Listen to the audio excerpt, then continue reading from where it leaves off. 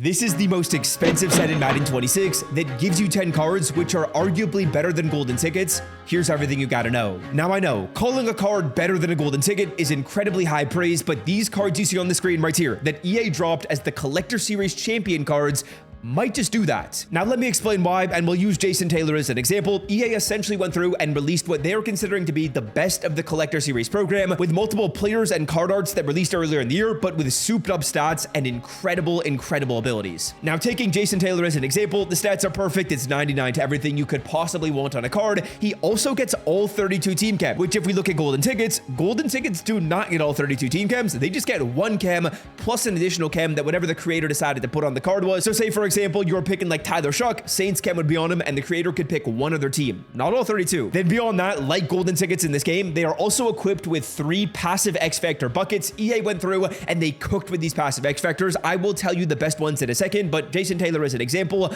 Unstoppable Force, Colossus, and Dual Threat. Now beyond that, the card is also going to get a passive X Factor bucket in his final slot, with every single passive X Factor costing 0 AP and available on the card, no need for unlock requirements. Then they're also going to go through and get multiple 0 AP X Factor slots, and they will also get an Ultimate X Factor slot in this game. Sorry, a Legend X Factor slot in this game. This starts on and stays in the zone. Now compare that to a golden ticket player in this game. It is legitimately the exact same thing in terms of abilities, but these cards get all 32 team chems. These cards are pretty phenomenal, man. Now just a quick look at who the best ones are they put in the game today. All the options are going to be on the screen right here. It's AJ Green, Marvin Harrison, Albert Hainsworth, Johnny Football, Derrick Henry, CeeDee Lamb, Jason Taylor, Matthew Stafford, and Taylor Mays. And I already went through and looked at all the passive X Factor buckets and actually put out a tweet that I'll pop up on the screen right here, but just to highlight some of the best ones in the game. EA didn't cook with some cards and they did cook with others, like Marvin Harrison as an example. He's got a good stack, but it's not phenomenal. It's Double Me, Route Tech, and Ultimate Yak 'em Up. That's really good, but it's not perfect, I would consider. Now the perfect stacks are the ones that are on the screen. It's Albert Hainsworth getting Colossus, Run Stopper, and Unstoppable Force. Jason Taylor, who we highlighted, getting Dual Threat, Colossus, and Unstoppable Force. Stafford and Manziel get the ultimate god stack at quarterback, so Dots, Gambit, and Truz. Taylor Mays is going to be getting universal coverage and Avalanche, and then CeeDee Lamb gets Rack 'em Up, Yak 'em Up,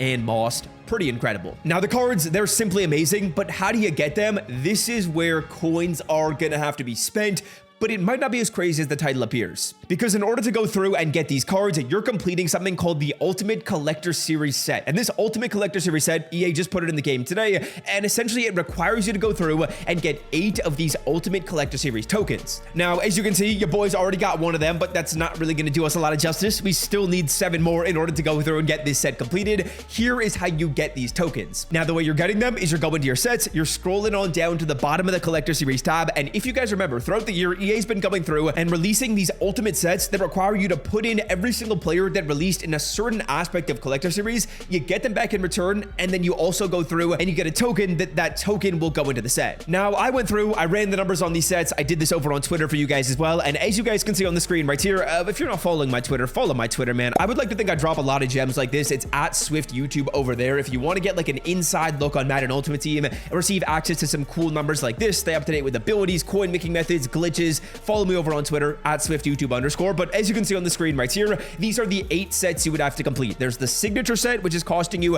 about 280k. There's the mythic set that's 280, and the retro. Those are all 280k. It's about like 20k per player. Now keep in mind, when you do a set in this game, you sell the players off in return. That'll be important for later in this video. Next up, there's the drip series. The drip series is costing you like 600k. The holiday series is costing you another about like 600k in this game. The AKA series is about 1.6 mil if you're trying to get that set completed. The Hometown series is going to cost you right around 1.9 mil, and then the Collector series, the final one, is about 3.6 million coins to get this set done on the screen. Now, all in total spend, that is about 9 million coins in order to complete these sets. But note a couple of important things. Number one, that 9 million coins is not something you're spending all at once, because if I say, for example, was going through and doing these sets, I would be buying the cards and then selling them off in return. So I realistically need about 4 mil to get this done. done because I just need the amount of whatever the most expensive one set is in this game. I don't need the amount of every single set all at once, because if you're doing this, you're buying the cards, selling them off, and then doing the next set. Now, what does that also mean? That also means your 9 million coins isn't truly how many you're spending to get this set done. If you buy your cards and sell them off at the same price on the auction block, you're just losing EA Sports' tax, meaning you're losing about 900k instead of 9 mil. And when I say losing, well, it's not losing. You're spending 900k in order to get enough tokens to then complete the set I just showed you. Now, an important caveat about this set right here, I sort of preface this a little bit better. You don't go through and you don't get every single player. It is a fantasy pack in here. If this was not a fantasy pack and you got all the cards I just showed you before, it is a run, don't walk set. It is one you're absolutely doing in this game. But the fact you could only pick one of the players I showed you before, and that card is a BND, makes me a little more apprehensive, because the 900k number is kind of a best case scenario. That's like a buy and sell at the same price number, and that doesn't even account for how much time you're going to spend. It's going to be a good bit of time to get this done. And then spending 900k for a golden ticket level player or slightly better because of all 32 team chems.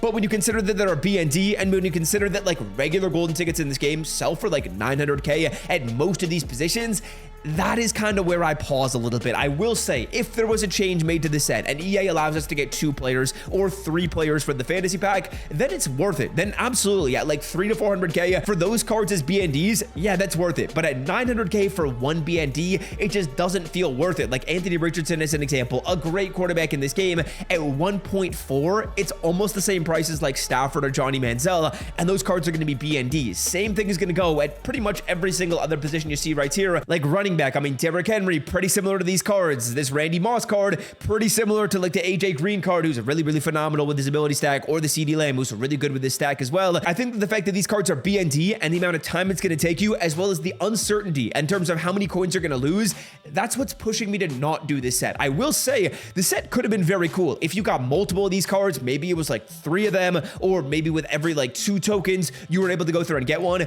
That'd be awesome. But the fact that you could only get one of them and it's a BND, I'm going to pass on this. But I will say this had potential, and if EA does make any type of tweak to this, it'll be pretty cool to go through and get these done. I don't love doing this now. I will say though, if you've already done like 3 of them, 4 of them, you got a decent number of tokens in this game, then you might as well finish them off. If you already invested a good amount of coin, yeah, it's probably worth it. For me, I've just done 1 set. It was for the Caleb Williams card earlier this year, and I don't think that's enough of an investment to say, yeah, now I'm going to go through and do the rest of them.